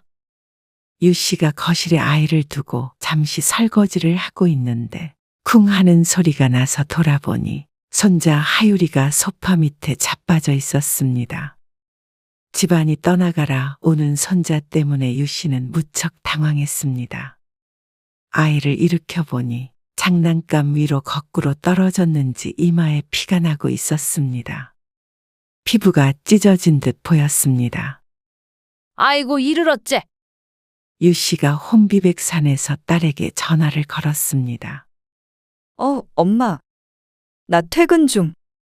아이고, 혜인아, 하율이 이마에서 피가 난다? 뭐?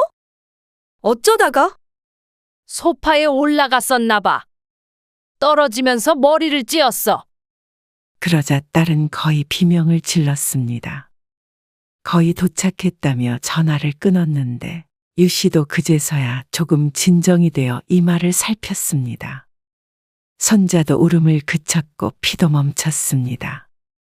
질에 겁을 먹었던 것에 비해서는 심각한 상처가 아니라 다행이었죠. 우당탕탕 하는 소리와 함께 딸이 거실로 들어왔습니다. 그리고는 유 씨가 안고 있는 손자를 거의 뺏어가다시피 가져가 안았습니다. 그릇 2개만 설거지하려고 했는데 그새 소파에 올라갔었나 봐. 아, 그러게 잘 좀 보라고 했잖아. 딸은 유 씨에게 무척이나 화를 냈습니다. 심하지 않아 다행이라는 소리를 하려다가 유 씨는 입을 다물었습니다. 얼굴에 상처 나서 어떡해. 이거 꿰매야 할 거 아니야? 딸은 다시 나가려고 아이를 안고 채비를 했습니다. 어디가? 응급실 가지 어디가. 신경질적으로 말하는 딸. 유 씨도 서둘러 함께 나갔습니다. 그리고 응급실에 도착을 하자 사위도 퇴근해서 왔습니다. 하율이 괜찮아? 사위도 다쳤다는 말에 놀란 듯 했습니다. 몰라. 속상해 죽겠어. 그러자 사위도 골치가 아픈 듯 미간을 찡그렸습니다. 어쩌다가 그러셨어요? 장모님이라 심하게 말은 못해도 탓하는 듯한 뉘앙스는 확실했습니다. 그게 소파에 올라갔나 봐. 벌써 3번째 변명을 하고 있는데 딸이든 사위든 듣지도 않았습니다. 그러게 애를 혼자 두면 어떡해. 벌써 돌이 된 아이인데 어떻게 한시도 눈을 안 떼고 볼 수가 있나 싶었습니다. 그러면 집안일이고 뭐고 하나도 할 수가 없었죠. 그렇지만 유 씨는 입을 꼭 다물었습니다. 안 그래도 속상한 속에 불을 지르고 싶지 않았습니다. 그러게 미안하다. 죄인이 된 것 같았습니다. 물론 자신의 부주의로 아이가 다친 것에는 변명할 여지가 없었지만 사위 앞에서 이렇게까지 호통을 쳐야 했나 서운하기도 했습니다. 내가 남한테 애 안 맡기고 엄마한테 맡기는 이유가 뭔데? 엄마 손자니까 더 잘 봐줄 테니까 그런 거잖아. 그만해, 여보. 어찌나 뭐라고 하던지 유 씨를 원망했던 사위마저 딸을 말렸습니다. 손자는 진료를 받았는데 꿰맬 필요는 없고 연고를 바르고 반창고만 붙이고 나왔습니다. 깊게 생긴 상처가 아니라 다행인 한편 유 씨도 딸이 원망스러웠습니다. 딸의 차를 타고 돌아오는데 엄마, 심하게 말해서 미안해. 너무 놀라고 속상해서. 딸이 유 씨에게 사과를 했습니다. 딸이 야속했고 눈물마저 찔끔 날 것 같았습니다. 유 씨도 딸을 저렇게 애지중지 키웠지만 부모마저 눈에 안 보이는 딸은 너무한 것 같았죠. 됐어. 엄마도 놀랐는데 너는 오죽했겠니? 자식이 사과하면 부모는 받아주는 수밖에요. 그날 이후 손자 하율이는 낮 동안에 어린이집에 갔습니다. 유 씨가 집안일을 할 시간이 따로 필요한 것 같다는 딸의 의견 때문이었습니다. 하율이 어린이집 가면 차라리 엄마는 다시 집으로 돌아가는 게 낫지 않어? 그러면 나 혼자 일하고 애 보고 집안일까지 다 하라고. 딸은 말도 안 되는 소리를 들었다는 듯이 대답했습니다. 하율이 어린이집 가면 엄마는 하는 일 많이 줄어들잖아. 별것 아니라는 듯 이야기하지만 그걸 못해서 친정엄마를 붙잡아두는 딸이 할 말은 아니었습니다. 딸은 주말에도 종종 유 씨를 호출했습니다. 애를 맡기고 나갈 때도 있었고 그저 힘들다고 도와달라며 부를 때도 있었죠. 빨래를 정리하거나 설거지를 하거나 그런 작은 일도 이제는 제 손으로 하는 법이 없었습니다. 코앞에 살기 때문에 딸은 시도 때도 없이 유 씨를 불러 제꼈습니다. 유 씨가 이사를 온 지 2년이 채 되지 않았지만 20년은 늙은 기분이었습니다. 딸은 유 씨를 꼭 파출부 부리듯이 부렸습니다. 아무리 딸을 사랑하는 마음에 도와준다지만 유 씨도 견딜 수 없는 순간들이 있었습니다. 엄마, 이번 주말에 시부모님 오신다는데 밥 좀 차려줄 수 있어? 어느 날 저녁 딸이 퇴근해서는 유 씨에게 말했습니다. 유 씨는 언뜻 무슨 뜻인지 파악하지 못했습니다. 같이 밥 먹자고? 그게 아니라 시아버지랑 시어머니 다 오신다는데 저녁상이라도 차려드려야 할 거 아니야. 난 그런 거 잘 못하니까. 엄마가 대신 좀 차려줘. 다 같이 먹는 건 너무 불편할 것 같고. 황당했습니다. 그러니까 주말에 와서 밥만 차려주고 가란 소리였습니다. 그것도 시부모님이 먹을 저녁밥을 말이죠. 해달라는 것 다 해줬더니 정말 유 씨가 이 집에서 일하는 사람인 줄 아는 모양이었습니다. 내가 너희 집 식모니? 식모라니? 너희 시부모님 오시는데 왜 엄마가 밥을 차려? 네가 차리든지 못하겠으면 외식을 해야지. 엄마는 내가 시어머니한테 혼났으면 좋겠어? 찰부지도 이런 찰부지가 없었습니다. 너도 다 할 줄 알잖아. 그래도 엄마가 해주는 게 더 맛있으니까 그렇지. 또 요리하면 우리 엄마잖아. 애교를 피우며 치켜세우는 딸을 보며 유 씨가 어이없는 웃음을 지었습니다. 그리고 우리 시어머니 성격 몰라서 그래? 유 씨는 끙하고 앓는 소리를 냈습니다. 유 씨는 안 사돈이 부러웠습니다. 적당한 거리에 살면서 가끔 보고 싶을 때 보고 와서 대접만 받고 가니 그보다 더 좋은 팔자가 없을 것 같았습니다. 그리고 며칠 뒤 주말에 유 씨는 딸내 부엌에서 음식을 하고 있었습니다. 내 팔자인 걸 누굴 탓해? 딸은 아이를 보고 있었고 유 씨만 부엌에서 분주했습니다. 사돈은 언제 오신다니? 6시 반까지 오시라고 했어. 시계를 보니 5시 반이었습니다. 아직 1시간의 여유가 있으니 30분 동안 상 차리고 돌아가면 될 듯 했습니다. 정말 식모 노릇하는 것 같아서 기분이 썩 좋지는 않았지만 유 씨도 사돈네와 마주보고 밥 먹는 것보다는 혼자 쉬는 게 편했습니다. 그렇게 저녁상을 차리고 있는데 초인종이 울렸습니다. 엄마가 벌써 오셨나? 소파에 앉아있던 사위가 벌떡 일어나 현관으로 걸어갔습니다. 아직 시간이 한참 남았는데 예상보다 훨씬 일찍 도착한 사돈네. 아이고, 사돈 와 계셨네. 안사돈이 인사를 하자 유 씨도 앞치마를 벗으며 대답했습니다. 안녕하세요. 오랜만에 봬요. 그러네요. 그런데 같이 식사하는 줄은 몰랐네요. 아, 아니에요. 저는 이제 가보려고 했어요. 네? 안 그래도 가시려던 참이었어요. 뭘 그래? 사부인이 준비하신 것 같은데 같이 드시면 좋지, 뭐. 딸이 민망한 웃음을 지었습니다. 유 씨는 안사돈의 성화에 함께 밥상 앞에 앉게 되었습니다. 그나저나 고생이 많으시네요.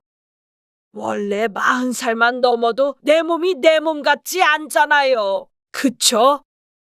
애도 봐주시고 가사도 돌봐주시려면 힘들죠. 아이고, 아니에요.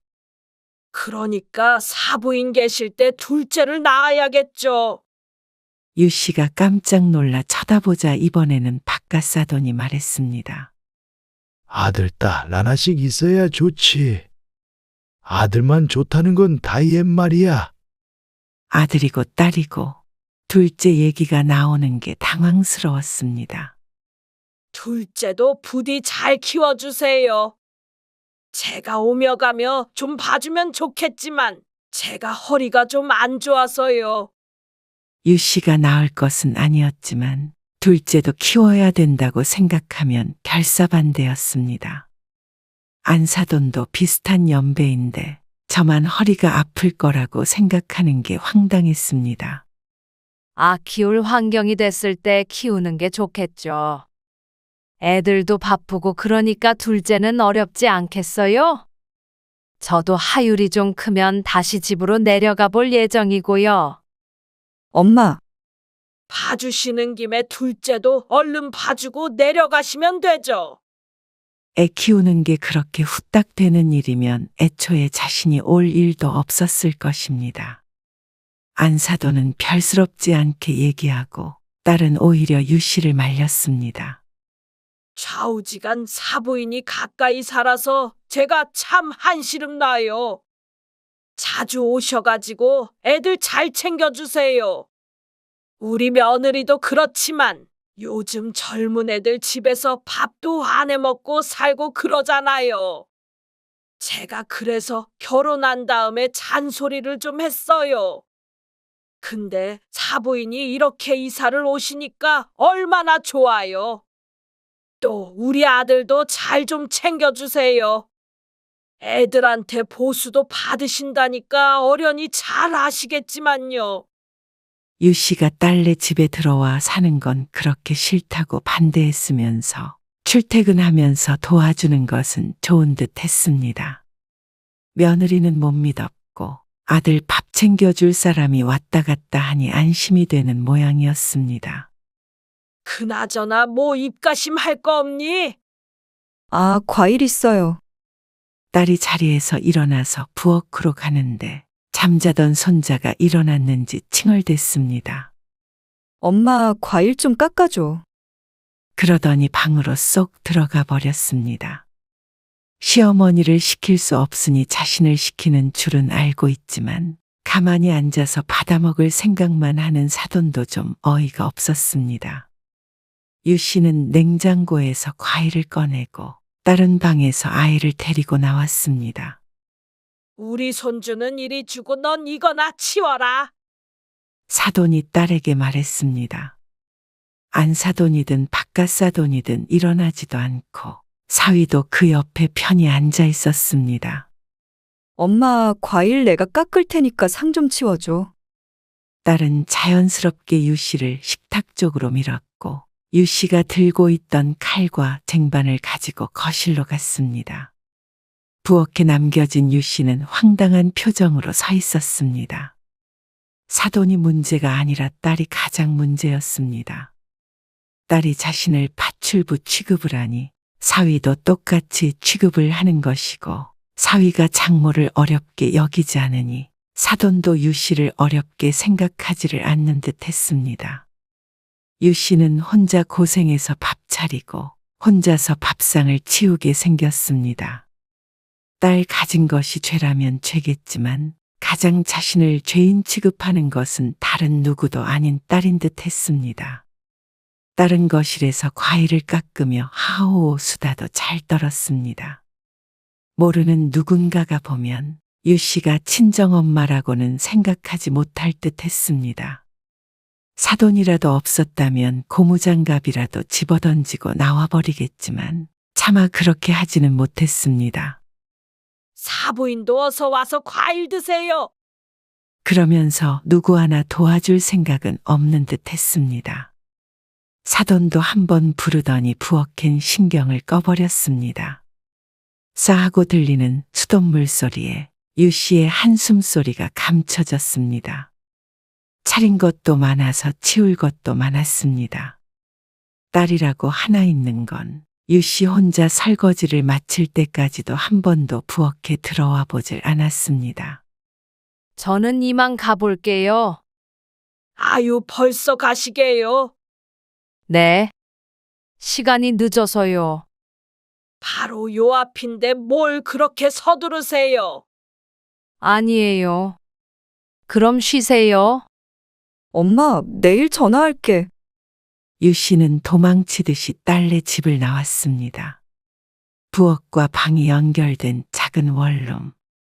유 씨가 유일하게 쉴 수 있는 공간이었지만 오늘따라 숨이 막히는 듯 했습니다. 거의 2년 가까이 지내고 있는 곳이지만 모두가 부질없는 집 같았습니다. 그동안 월세를 내주면서도 엄마가 어떻게 지내는지 한 번도 들른 적 없던 딸이 야속했습니다. 유 씨는 이제 그만 집으로 돌아가고 싶었습니다. 자신의 생활이 있는 곳으로 말이죠. 2년이었지만 자신의 삶보다 딸의 삶을 우선시했던 결과가 이런 초라한 밤이라면 이제는 그만하고 싶었습니다. 자려고 누워서도 한참을 뒤척였습니다.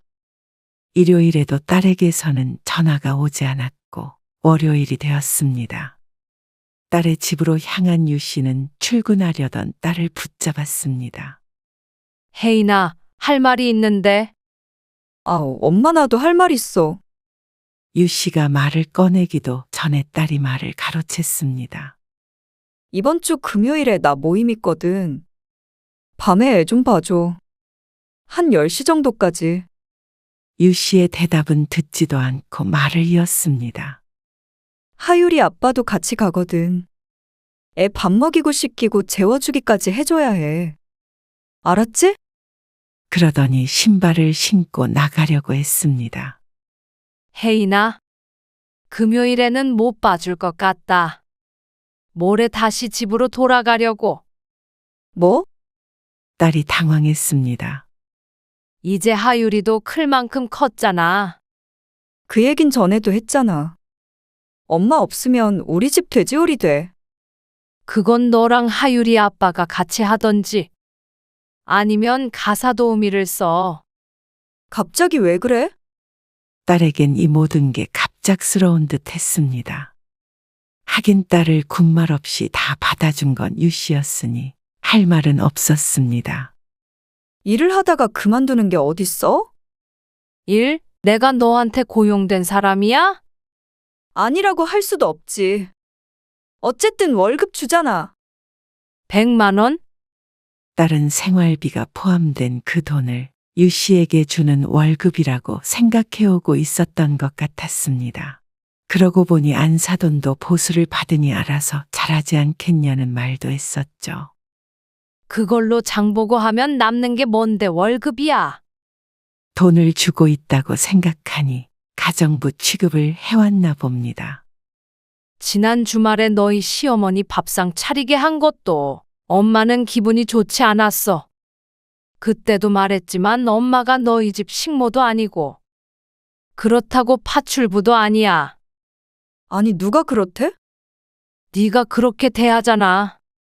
집에서 손 하나 까딱 안 하고 하다못해 화장대 치우는 것도 다 엄마한테 떠맡기잖아. 나는 밖에서 일하잖아. 그 정도는 하는 김에 해줄 수 있는 거 아니야? 너야말로 일하더라도 그 정도는 스스로 할 수 있는 거 아니야? 너네 옷 세탁소에 맡기고 찾아오는 일까지 엄마가 해야겠니? 지난번에 하루 늦게 찾아왔더니 너 엄마한테 얼마나 뭐라 그랬어? 고작 그것 때문에 삐진 거야? 엄마가 애 안 봐주면 나 모임도 못 가. 한숨이 나왔습니다. 엄마보다도 모임이 더 중요해 보였습니다. 이런 딸 뭐가 예쁘다고 아픈 어리 부여잡고 아등바등 그 난리를 쳤는지 모를 일이었습니다. 그건 이제 네가 알아서 해. 2년 정도 도와줬으면 충분했다고 봐. 엄마도 60대야. 더는 애 봐주고 못해. 이러다 엄마가 먼저 쓰러지겠어. 생활비 더 줄게. 엄마! 나 지금 이럴 시간 없어. 빨리 출근해야 해. 생활비를 200만 원을 주든 300만 원을 주든 상관없으니까 엄마는 모레 돌아갈게. 원룸도 정리하고 하율이도 어린이집에서 늦게 데리고 오든 도우미를 쓰던지 해. 진짜 이럴 거야? 엄마가 딸이 힘들다는데 좀 도와줄 수 없어? 엄마니까 지금까지 버틴 거야. 이러다가는 내가 골병 들어서 나중엔 네가 나를 돌봐야 될 지경이야. 너는 엄마가 하율이 봐줬듯이 엄마 더 늙고 병들면 그렇게 옆에서 돌봐줄래? 유 씨는 딸의 대답을 듣지 않았습니다. 엄마도 그건 싫어. 그리고 자꾸 붙어 지내면서 서로 섭섭한 소리하고 상처 주는 것도 이제 하고 싶지 않고. 내가 언제 상처를 줬어? 그리고 나도 편하기만 한 것도 아니야. 알아. 그러니까 엄마랑 네 사이에 다시 거리를 넓힐 필요가 있을 것 같아. 주말 내내 생각해봤는데 그게 서로에게 좋을 것 같아. 그럼 그 방은 어떻게? 월세 계속 나갈 거 아니야? 그 정도는 엄마 고생했으니까 네가 조금 손해봐도 되지 않을까? 딸은 울먹거리며 대답하지 않았습니다. 그리고는 휙 돌아서 출근해 버렸습니다. 오늘 당장 나가는 것은 서로에게 못할 짓이라 모레 나간다고 했습니다. 그리고 이틀 뒤에 유 씨는 짐을 싸서 나와서 다시 집으로 되돌아갔습니다. 엄마, 나 진짜 힘들어 죽겠어. 얼마 안 있어서 딸은 유 씨에게 전화를 걸었습니다. 유 씨가 하던 일을 다 떠맡으려면 몸이 10개라도 부족하겠죠. 아이가 아무리 어린이집에 다닌다고 하더라도 한 가정이 유지되려면 피나는 노력이 필요했습니다. 왜 네가 다 하려고 해? 하율이 아빠랑 같이 분담해서 해봐. 그렇게 하나도 버거운데 둘째 생각은 어떻게 했어? 엄마가 있으니까. 늙은 엄마도 매일 했던 일이야. 너는 하율이 어린이집 갔으니까 할 일 별로 없다 그랬잖아. 해보니까 알겠지? 엄마 미안. 어쨌거나 네 새끼 네가 잘 키워보고 네 가정 네가 잘 돌봐봐. 엄마도 엄마 건강 지키고 내 인생 찾아볼 거니까. 유 씨는 그렇게 전화를 끊었습니다. 사랑하는 내 자식 고생하는 꼴 못 보고 뭐든 해주고 밥까지 떠먹여 주려고 했던 자신이 어리석었습니다. 모두 다 그렇게 사는 것이고 내 딸이라고 남들보다 특별히 힘든 것은 아니었을 텐데 너무 품에 끼고 살려고 했던 자신의 탓이었습니다. 이제라도 제자리로 돌아왔으니 무척 홀가분했습니다. 딸은 지난날의 일들을 후회한다며 사과했습니다. 딸도 시간이 더 지나다 보면 부모 마음을 점점 깨달아가겠죠.